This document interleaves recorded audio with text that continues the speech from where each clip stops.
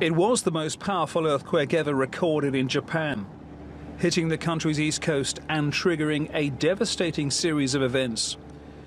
The magnitude 9 quake generated a tsunami which swept over the main island of Honshu. Thousands were killed and entire towns were wiped off the map. A 14-meter high wave surged over the Fukushima nuclear power plant, flooding reactors and causing a major disaster. The plant is located in the town of Akuma in Fukushima Prefecture, 220 kilometers northeast of Tokyo. Nearly 500,000 people were forced to flee their homes as a result of the earthquake, tsunami and nuclear accident. The water overwhelmed the defensive seawall of the nuclear plant, flooding the facility and knocking out the emergency generators. Nuclear fuel in 3 of the reactors overheated and partly melted the cores. Japan was facing a nuclear meltdown comparable to the Chernobyl disaster in 1986. Incredibly, there were no immediate deaths during the nuclear fallout. At least 16 workers were injured in explosions, while dozens more were exposed to radiation.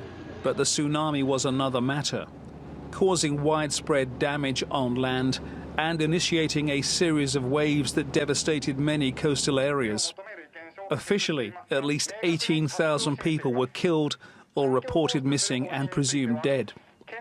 The blame was directed at the Tokyo Electric Power Company for not being adequately prepared, although 3 executives were cleared of negligence in 2019. In 2017, a court stated the Japanese government bore partial responsibility for its slow and confusing response.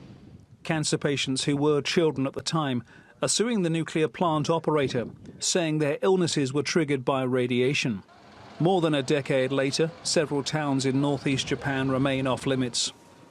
Tens of thousands of workers will be needed over the next 30 to 40 years to safely remove nuclear waste, fuel rods, and more than 1 million tons of radioactive water. At a time when countries such as France are investing in nuclear power, Fukushima still raises uncomfortable questions about the safety of the energy source. Francis Collings, TRT World.